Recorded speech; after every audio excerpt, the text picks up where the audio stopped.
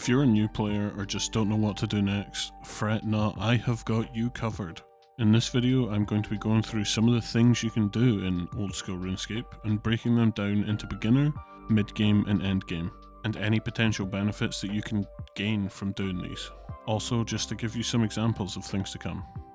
First up is skilling. RuneScape has 23 skills, soon to be 24 with the poll to add a new skill passing recently. Of those 23, 15 are utility skills, as in woodcutting, firemaking, etc.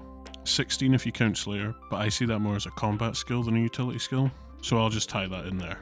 Now, skilling as a whole is not the best moneymaker, and sometimes not the most engaging content, but if you're new, it is well worth grinding up some of these skills to not only access other content, like quests and bosses, but it is pretty much essential on Iron Man. I also think that there are a good amount of training options available. There are unique outfits for most skills offering different benefits as a whole, and as a whole it can range from very relaxing and somewhat AFK methods to super sweaty tryhard tick manipulating for more XP per hour. I would definitely put skilling in the early to mid game in terms of content and difficulty, and I would definitely focus on skills that can benefit your whole account, like agility and construction.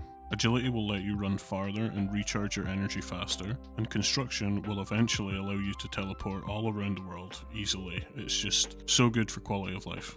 Also, skills that have received different content, for example. With fishing you can do the Temperos boss, and firemaking you can do Wintertodd. There are more, but these will net you some nice supplies for other skills and some nice easy ways to make some early money. And if you're mid to late game, maxing out these skills to 99 can have several passive benefits, and unlock requirements for harder achievement diaries. You can also train skills for your chance at the pet tied to that skill, but that's more of a late game thing, is hunting for pets. Still technically considered skilling is combat training. There are 7 combat skills, 8 if you include Slayer. Training your combat skills can aid in almost everything in OSRS, from high tier quests to bossing and raids, and making certain builds for all content including PvP. It's really useful to train up some of the combat skills before going too far in your journey. Don't get me wrong, there are plenty of players who stay at level 3 combat and just skill, so really it's up to you. But if you're wanting to progress your account, it's good to start working on your combat skills in prayer. Aside from purely training combat, you can also start training up some Slayer.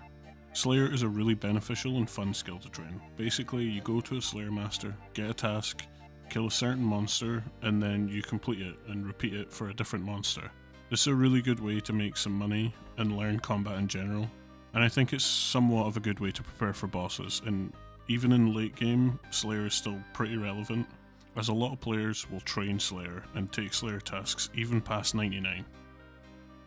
Also early to mid game would be questing. Now you can start questing straight away. In fact, there are lots of quests that are worth doing before you start skilling because of the XP rewards giving you a boost to a lot of skills.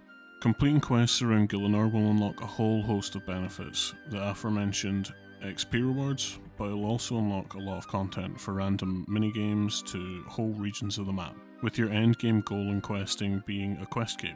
Completing all the quests in the game will net you one of these glorious bad boys. Questing and skilling go hand in hand with each other, as there are a lot of higher requirements from skills to do the end game quests. Another thing to do when you're starting out is to look for a good clan chat to join.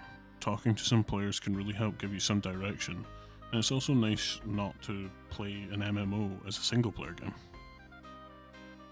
Moving directly on is bossing. Now, although there is some early-ish game bosses, I would say this is more of a mid to late game activity. After you've started to build up your resources like armor and levels, and other supplies like pots and food, then it's a good time to start getting into some of the early bossing. There are a lot of bosses in old school RuneScape, some of them requiring Slayer to unlock. All of the bosses have their own mechanics, so you will have to do some learning, but this is one of your best money makers, and in my personal opinion, it's one of the more fun things to do. It's a lot of fun learning bosses and trying to optimize them, get better times, and nice unique drops from bosses as well. While there are some easy and early game bosses you can certainly do, there are also extremely challenging bosses, so this type of content is sure to keep you engaged for a very long time, all the way through till endgame. Speaking of endgame, with 3 raids out now in old school RuneScape, they can definitely be some of the most fun and engaging content in the game. They all have separate mechanics and really cool bosses, and it being some of the best money making in-game, and a great way to challenge yourself in mastering the game's combat mechanics.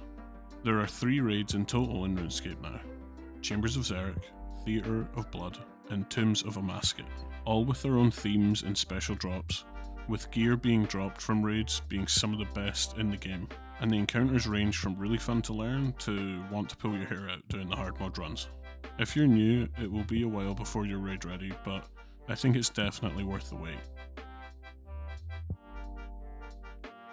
Another activity that can range from early to late game is PvP or PKing.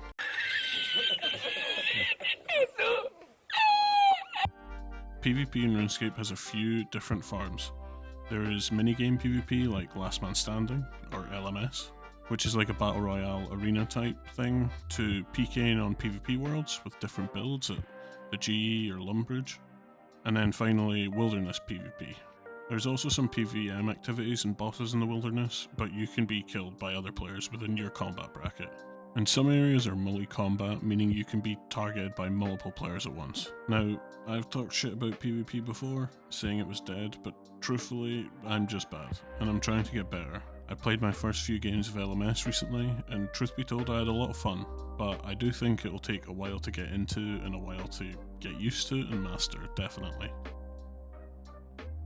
Another thing that will happen somewhat organically is the completion of achievement diaries. There are a list of certain achievements to be completed within certain tiers, ranging from really easy to fairly hard or annoying ones to achieve. Every time you complete a given tier of the diary, you're rewarded with a unique, special item that can be very good for your account. That item will get upgraded every time you complete the next tier of the diary, but some of the achievements have some pretty difficult requirements, like 90 plus in certain skills, so this one will take you a while. Like the achievement diaries, there are also combat achievements. There are combat achievements for all the bosses in the game, ranging from easy to hard to insanely difficult, with some speedrunning challenges and very hard challenges in there too. The combat achievements are some of the hardest tasks in the game and will truly require you to master the game's mechanics to fully complete, but you'll be rewarded with a very prestigious item, the Zuck Helm. Nice. I saved this one till last. It covers the whole game. Most of the things you do in-game, be that skilling to minigames, PvM and PvE, all have a chance to fill out the collection log. If you are truly out of things to do, or bored, or you just see something really cool you want to collect, it's a great feature. Pretty much everything will have a unique drop, and you can go through the collection log collecting and completing it. This can be very fun or downright infuriating when you still don't get the item you're after, even if you're trying for a while. There are some other things like minigames, but they fit in everywhere, and also merching and trading. You can buy and sell items and literally just trade and flip items all the time, but I'm not great at that, so I can't really speak on it. Whatever you end up doing, this game has a lot. My only advice would be to try some of everything.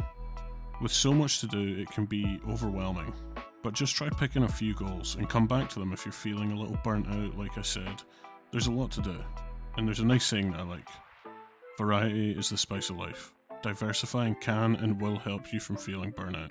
Thank you so much for watching. This is a bit longer of a video for me.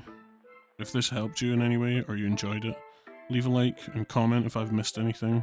And don't forget to sub, it helps a lot. Anyway, thank you very much.